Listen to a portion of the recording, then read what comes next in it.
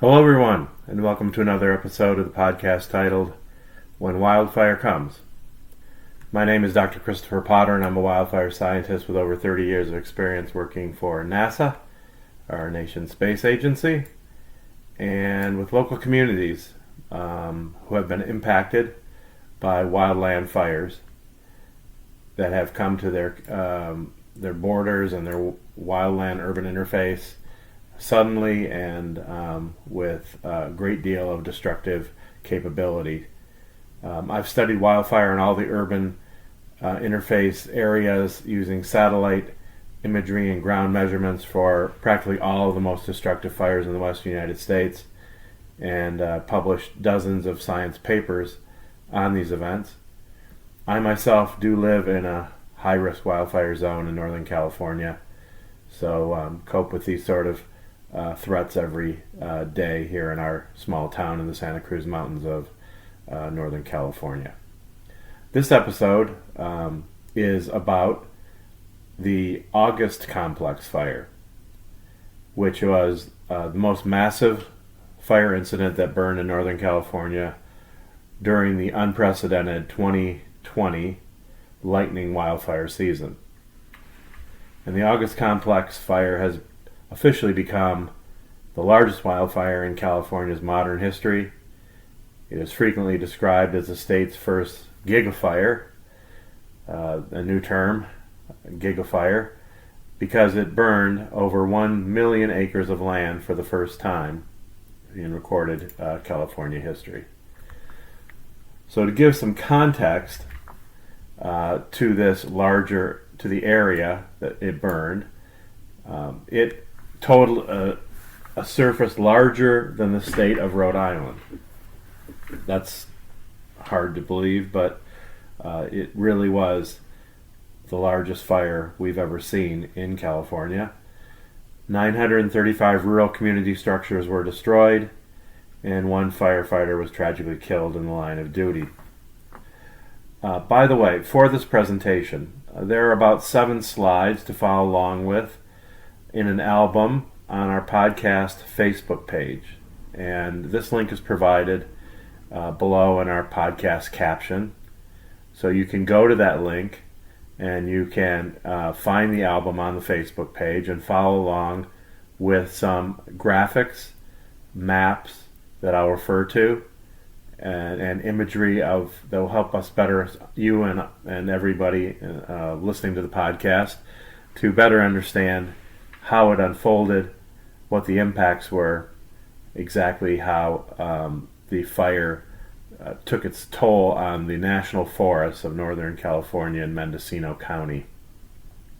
And this isn't absolutely essential that you follow the slides along, but I think it will add a lot to your enjoyment and learning experience about this particular fire. So go to that link, give you a second to bring it up if you haven't already, and you can start on what's labeled as slide 1, or figure 1, if you will. It's a map of the state of California that shows where the fire started, and we'll get into that right away, the details of that.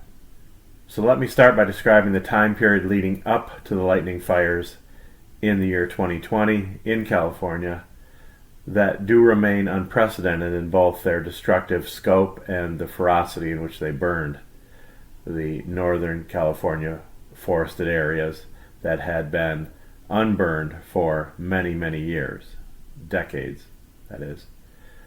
In August of 2020, a plume of moist air from a tropical storm in the eastern Pacific Ocean was moving rapidly northwards, and it was at the same time mixing with a hot, dry, high-pressure system, a heat dome, if you will, that had been situated over California and Nevada for several days before that tropical storm humidity moved northward and collided with it.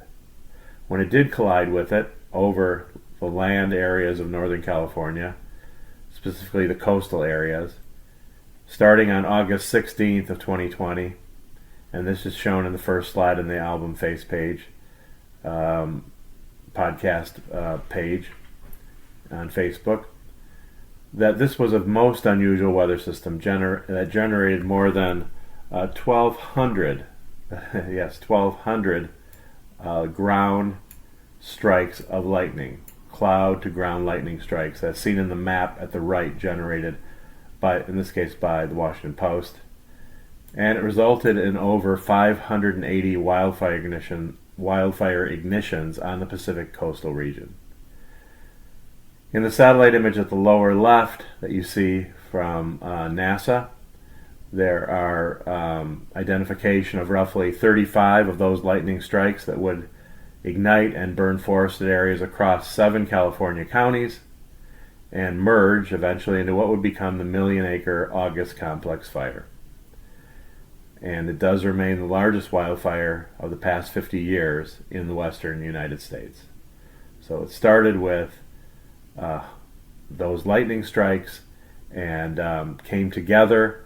That's why it's called a complex fire. When many fires start, you can see where the red dots are on the lower left image, with their smoke already pluming up, and but we could see through the smoke with our thermal imagery and see where those lightning strikes started on that day, and they all came together and spread for another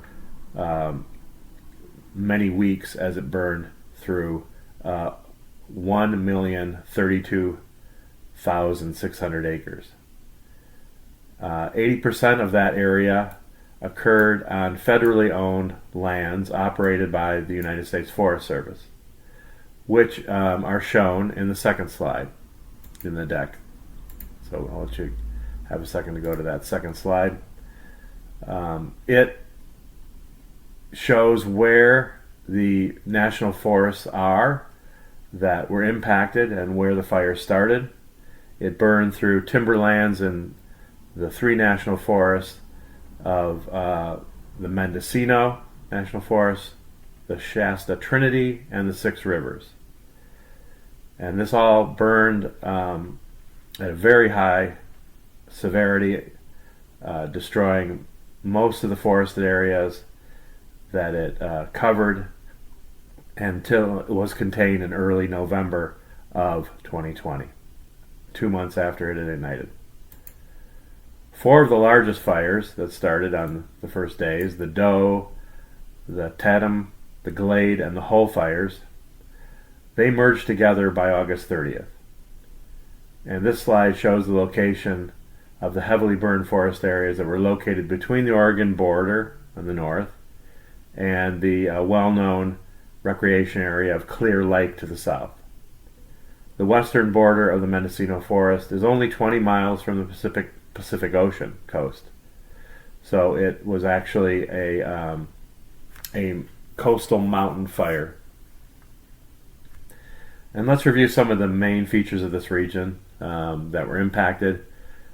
Clear Lake area was defended and largely not burned severely during the fire, but it was impacted. The main areas that were lost in the wilderness zones were Snow Mountain Wilderness, as you can see in the middle of the Mendocino National Forest there, and the Middle Eel River Wilderness area to the north of Hammerhorn Lake. There was also a lot of burning around Howard Lake and Lake Pillsbury, in Alder Springs, and on the eastern edge where CAL FIRE, the state's firefighting agency, took up its defense. It had to defend the towns of Red Bluff and those towards the Sacramento River drainage to the east. So on the western side, on the coastal side, the very large Eel River was started to flow through the Mendocino National Forest in areas that were burned by the August Complex Fire. And we'll come back to the importance of those areas and the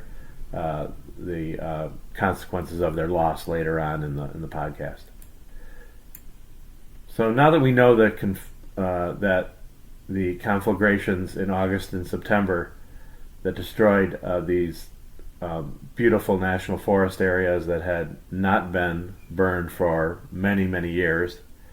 They were, in fact, dense conifer forest of Douglas fir trees mainly, but they were mixed in with lower stature woodlands, that is, lower height, of tan oak and Pacific madrone. Those species of trees were also throughout the understory areas and well grown in. It also burned over vast hill slopes and ridge tops that were covered by what we call chaparral or shrublands, coastal type shrublands.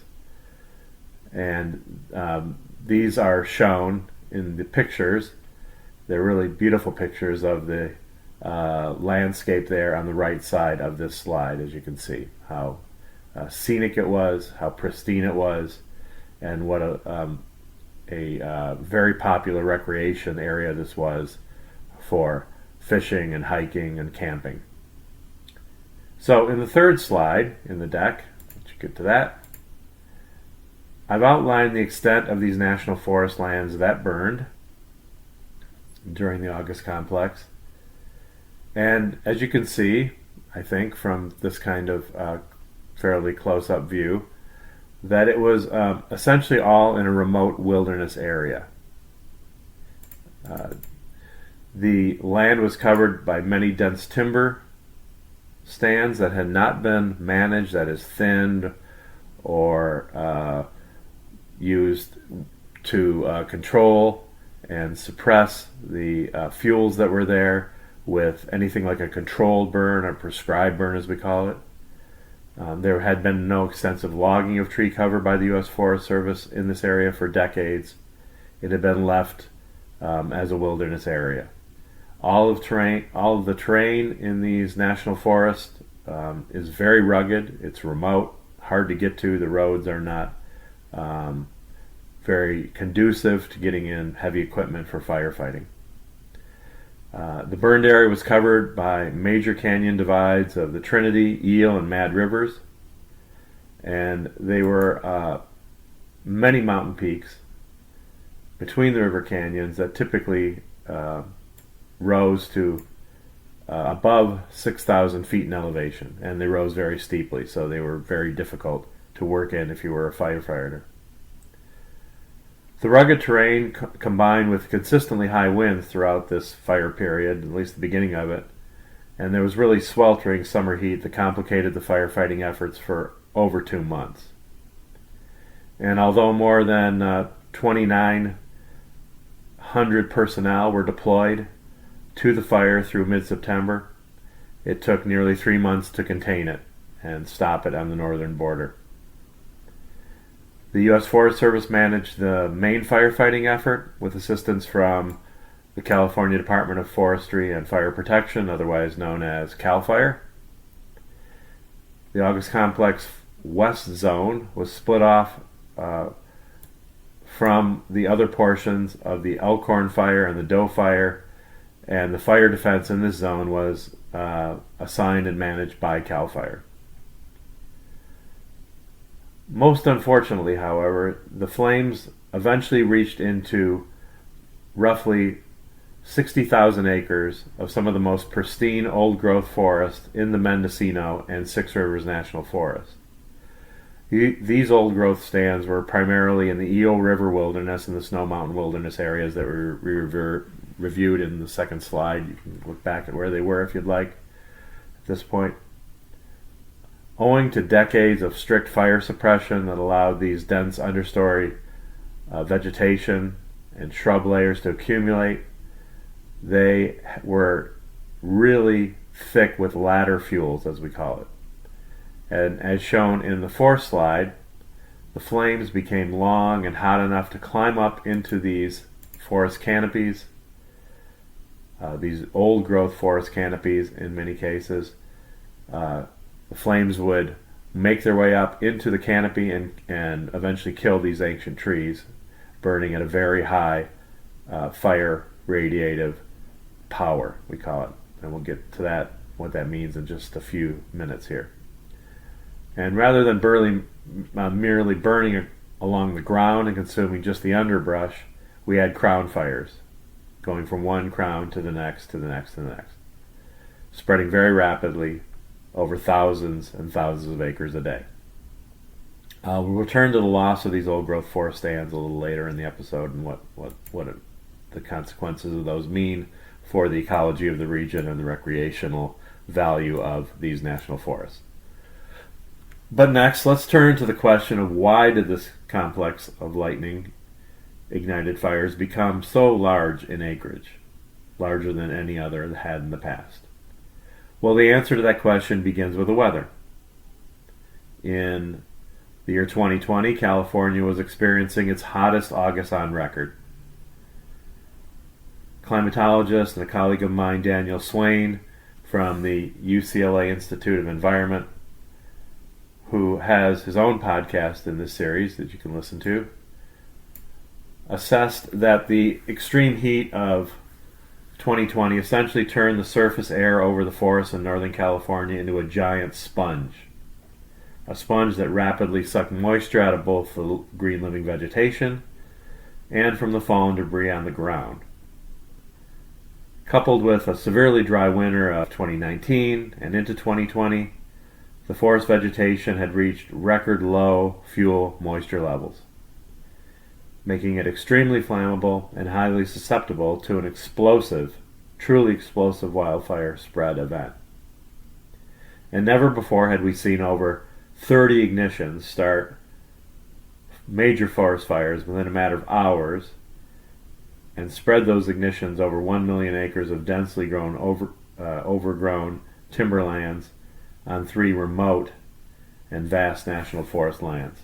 So this was truly an event that had never been envisioned by the firefighters that had to take it on, and was largely uncontrolled for most of the next 2 months. But the second major factor to explain why the August complex fire became so large so quickly was this historical accumulation of the surface biomass fuels in the 3 national forests that were so intensively burned. And by constantly suppressing the periodic natural wildfires that should be allowed to burn under less extreme weather conditions, that is, relatively low heat, higher moisture in the fuels, and lower wind speeds, the forest debris simply piles up on the ground decade after decade, and the many dead and fallen branches accumulate into thick piles of stacked up wood. And this is in contrast to, say, fallen logs that reach the ground and naturally decompose in contact with the soil surface. The piles of wood are not in contact with the microbial communities that can decompose them, and so they stack up as if they were ready for a campfire to ignite them in a campground. So these are thick carpets of vegetation filled with fir needles and dry oak leaves. They form a very dense, highly flammable ground fuel layer around all of the trees. So with this basic understanding of the principal causes of the August complex fire, our episode now turns to uncovering some of its many effects of this unprecedented event, starting with where exactly did it burn the hottest, together with some insights as to why it burned so intensely for so long over such a large area. One of the best ways to answer the question of exactly where did it burn the hottest is by combining 2 different image products from 2 different NASA satellites. One satellite that collects an image of the land surface vegetation every week, and another that collects an image twice a day of the land surface temperature. And this is happening on a year-round basis, so it's always watching and monitoring for these sort of events. So in the 5th slide of our deck, which you can get to now, I've overlaid dots that represent the fire radiative power measured by a satellite called the Visible Infrared Imaging Radar Suite, the VIIRS satellite. And during the days of the burning of the August complex fire, At the top of the map image, we also show and surrounding the dots is the fuel load, the load density, that is the live vegetation biomass that was present on the periphery and the boundaries of the fire just before it started. So the green areas show you very dense forest cover, many of it old growth forest on the edge of the national forest. The brown areas, the browner they are, the more barren the land was at the time. But underneath it, what you would see is a very green forested area where the red dots, and the reddest dots are the hottest, as it turns out, when they were burning during the fire event. They are covering very, very dense green forest. And so by putting these two things together, we can get an idea of the many hot spots that occurred, and together with how much fuel was consumed and turned into smoke plumes during every day that the fire was burning, because these fire radiative power points are delivered on a daily basis. And so the fire eventually starts in one area with a few dots and then moves and fills in this entire area over 2 months of collecting these fire radiative power values. The pink to red shaded dots, as I said, each are centered on about 35 acres of land from the VIIRS image, and they range in radiative power, that is the heat emitted from the burning fire at the time of the image that the satellite went over.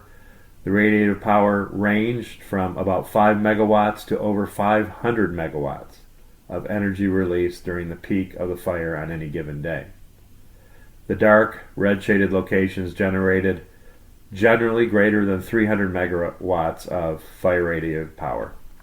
And to put this level of energy into some kind of reasonable, tangible context, if you sustain the release of 300 megawatts of radiative power for just 1 second, that amount in just 1 second, then this is the energy level that is roughly equal to the explosive force of 150 sticks of dynamite.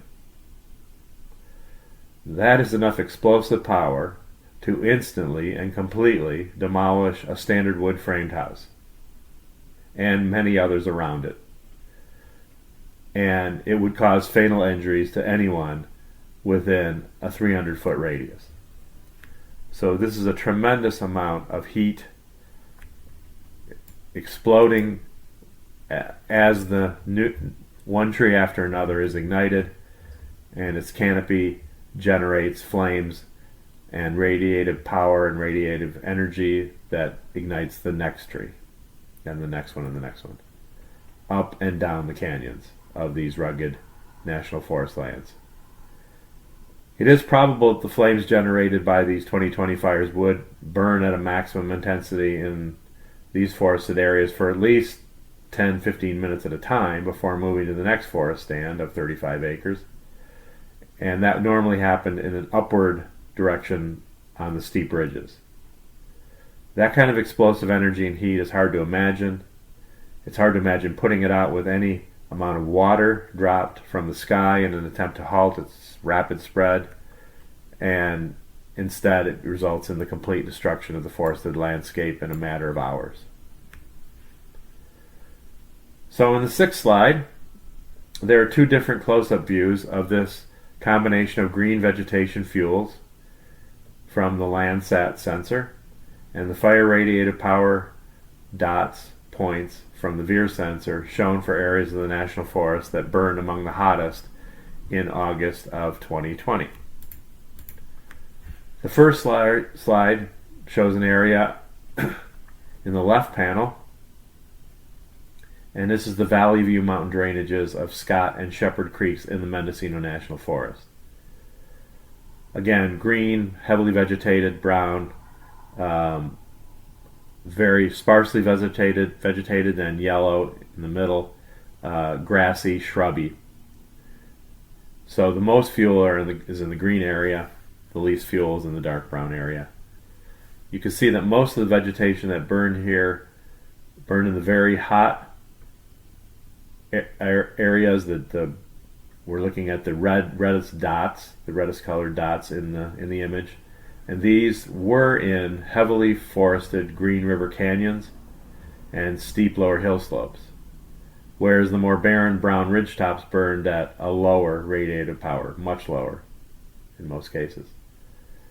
And pre-fire, the fuel loads there, pre-fire, appear to be well correlated with fire's radiative power and its eventual burn severity as it passed through this area. The second area shown in the right panel of the slide is in the mid-Eel River wilderness drainages of Trout Creek and the Mad River in the Six Rivers National Forest to the north of where the first one was shown. And most of this vegetation that burned here was very hot. It was in extremely steep, heavily forested green canyons. And again, whereas the more relatively flat ridgetop shrublands, which were at a fairly high elevation, nonetheless they were flatter and ridgetops covered by shrublands, they burned at a much lower radiative power. So to add to the depth of this story of what caused the hottest burning, what was its best explanation, this combination of very heavy forested fuels on steep canyons, canyon sides, and along some of the river drainages, lower elevations. To add to the depths of this story, I'd like to mention that there have been several new published papers on the August Complex Fire in the scientific journals that on the causes and effects that are worth reviewing at this point as well. I'll start with the 2022 study in the journal aptly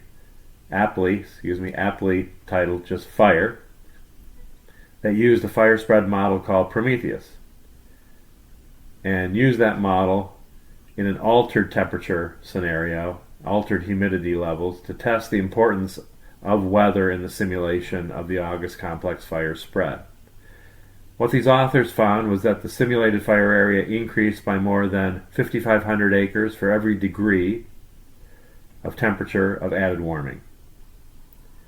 The heated model, as we'll call it here, also predicted that fire would spread for an additional 13 nighttime hours, which presents a real problem for already taxed firefighters that historically use the night hours for more efficient containment and personnel rest opportunities. Firefighters need to rest, they need to recover, they need to eat, they need to sleep.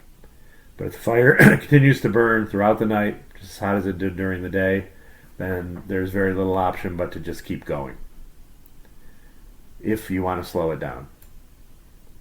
These findings then support a growing body of research and observations by fire managers who are reporting longer fire days due to lower and lower nighttime humidity.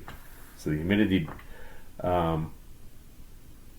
it will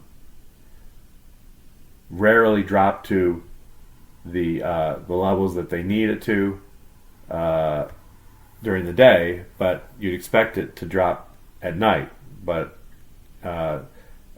you'd expect it to increase at night, so it's more humid at night, but that's not happening. It's becoming lower and lower nighttime humidity, which makes it harder and harder to stop the fire. Another interesting study that was conducted by modelers at Texas State University found that the August Complex Fire shifted the burning watersheds towards a surface runoff-dominated water regime. This basically means that the stream flow increased during the wet seasons after the fire, and the surface runoff rose by up to 35 millimeters of rainfall per month. Inversely, the percolation of the groundwater and stream water and the lateral flow decreased due to the reduced infiltration that happens when the surface is burned and it almost seals it against good infiltration by rainwater and snow melt. So it's been, if you will, surrounded or covered by a film that really reduces the infiltration of water and promotes runoff. Evaporation water losses from these charged watersheds therefore declined after the fire as well, because the water wasn't getting into the soil the way it should. But it showed a slight recovery during some of the dry periods in the years that followed.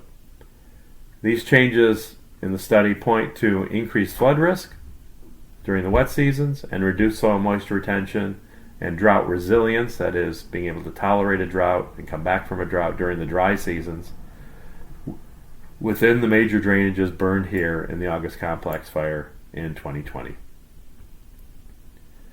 But returning to the big picture of how this fire basically could not be controlled by the firefighters that were doing their best to put it out. From an operational perspective, the fact is that the National Forest Service, the U.S. Forest Service, simply did not have the capacity to fight and suppress a forest fire complex that was relentlessly spreading over 1 million acres of dense, overgrown timberlands. And this was happening on 3 enormous, extremely rugged and remote national forests. CAL FIRE, our state's unprecedentedly capable and prepared firefighting agency, also could not aid the U.S. Forest Service as much as they would have wanted to, because they were spread over the entire state, and their personnel was spread very thin, trying to control several other large lightning complex fires in 2020 at the same time. CAL FIRE had to prioritize saving entire towns and rural communities of homes and cabins in places like the North Complex fire in Butte County and the CZU fire in Santa Cruz County, burning at the same time as the August Complex fire. But nonetheless, firefighters commented that this was a very difficult fire to put out, and that evidently much of the work of the firefighters present in August of 2020 was to try to evacuate ranchers and tourists in the August Complex fire in and around the National Forest to safe places, just get them out of the way, and to protect any rural structures from burning. The backcountry wilderness was vast.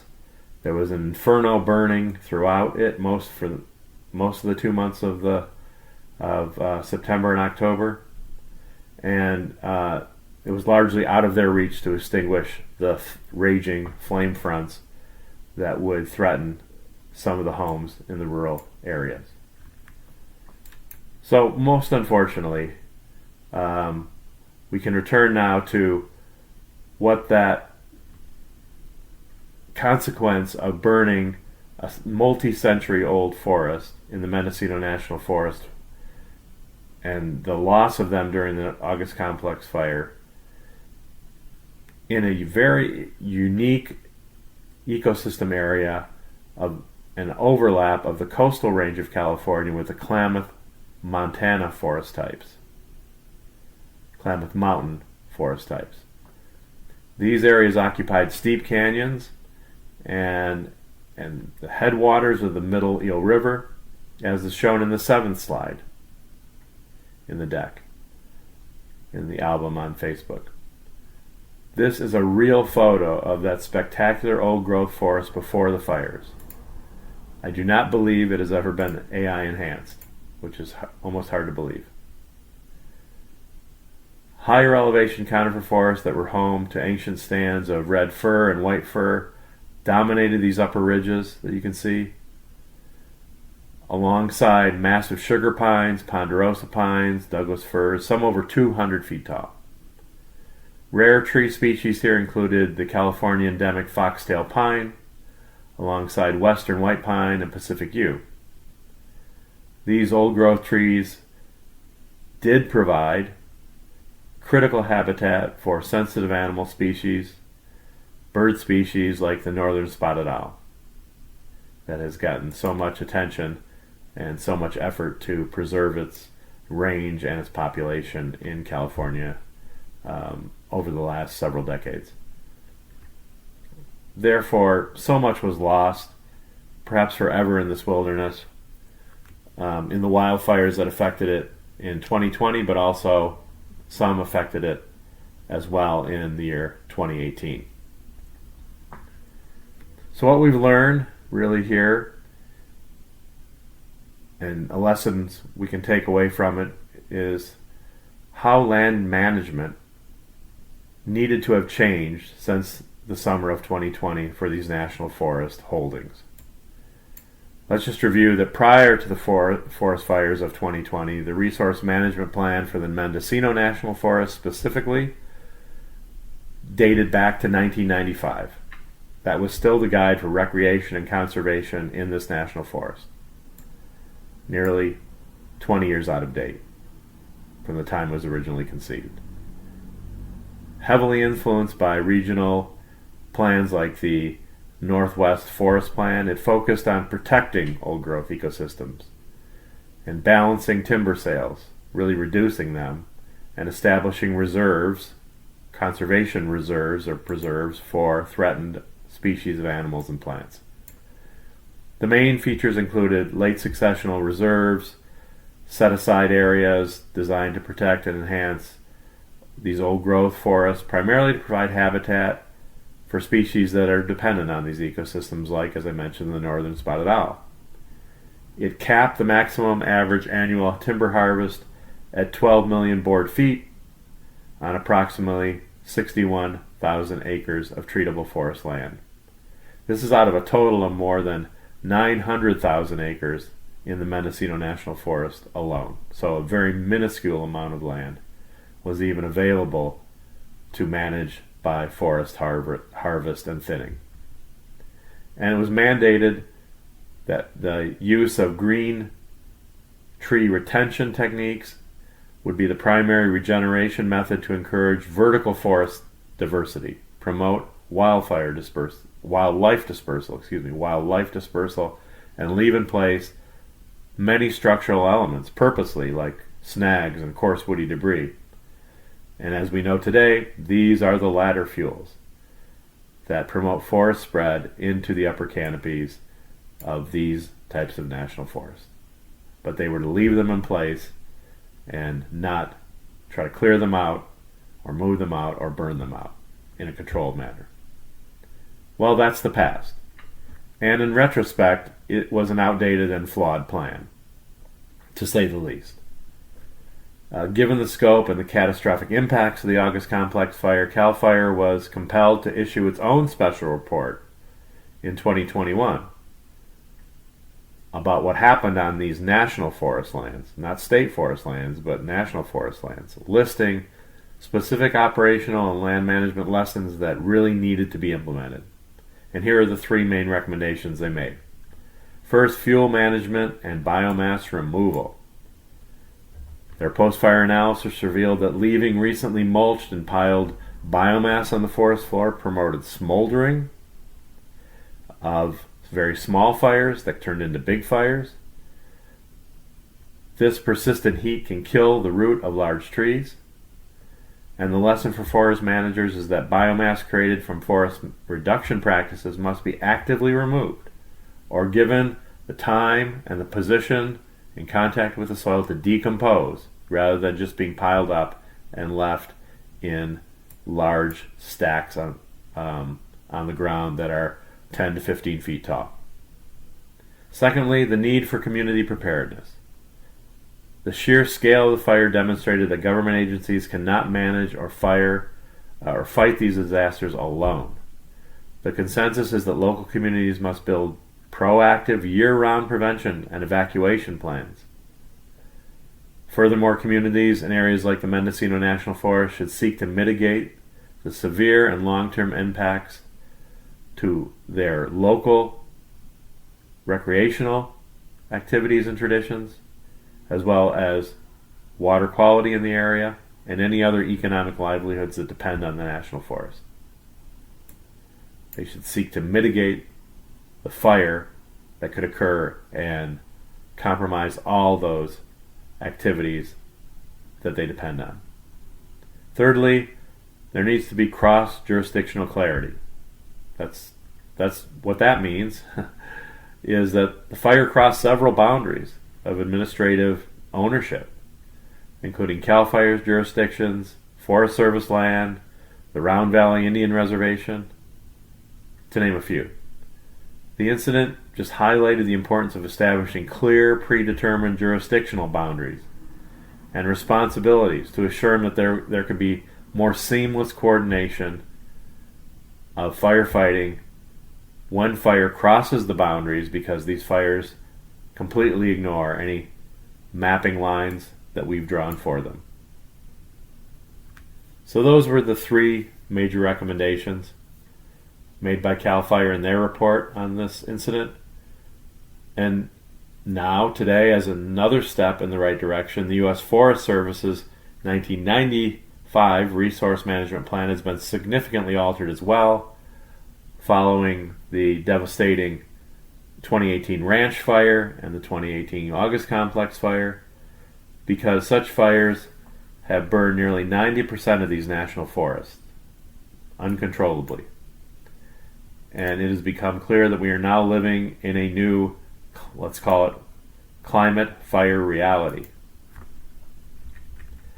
This is where extensive and continued fire suppression leads to complete destruction of these ecosystems. Not partial. We just lose it all, instead of being able to conserve any of it and take advantage of any of it in a slower, more managed process. Hence, the management policies of the U.S. Forest Service have recently shifted considerably from the rigid preservation and fire suppression policies of the past 30 years towards climate-adaptive landscape restoration and wildfire resilience remedies. Some of the key changes adopted by the Forest Service management plans now include expanded prescribed burns and mechanical fuel reductions. With approval of a strategy to use these controlled burns, mechanical removal, and manual treatments across almost 700,000 acres of the Mendocino National Forest. That is a 10 times increase of what was allowed before. They can now treat up to 20,000 acres per year to reduce hazardous fuels near private lands. These are really big changes for the better that recognize that we do live in a new climate fire reality, and the old practices simply will not keep the forest intact, and it won't protect the people around it, and it will continue to cost the state and the federal government enormous amounts of money to try to attack a fire like this that is essentially uncompatible. So incidentally, speaking of that, the National Interagency Fire Center estimated recently that the cost of the August Complex fire was at a minimum $320 million. That's very conservative because it was based only on the structures lost alone. And it's nearly impossible to put a price on the loss of these three magnificent national forests covering over 1 million acres. Really, every acre that was lost is priceless in so many ways. So, listeners, that about wraps it up for today and our podcast about the August Complex Fire. I want to thank you for joining me for another episode in the podcast series, When Wildfire Comes. To summarize, what this case study really comes down to is that our changing climate and the unpredictable atmosphere that we have above us can and will bring threats to our western forests that were essentially unimaginable just 30 years ago. The final word here is that lightning storms will happen again, unfortunately, in our part of the world, and they will probably happen during extreme drought conditions that make it very difficult to stop them from spreading. From now on, the nation and the state and the other states around it, California, have no other viable option but to invest heavily in prescribed fires, mechanical fuel reduction, and other conservation practices on a statewide scale that reduce fire fuels. And that is really no matter what the monetary cost may be. So thanks again. Keep listening. I hope you stay fire safe. We're getting into the 2026 fire season, and it will soon be August again. And we need to be very vigilant about the starting of fires in remote areas like this, especially during periods when dry lightning is forecast. So again, thanks for listening, and stay fire safe. Goodbye.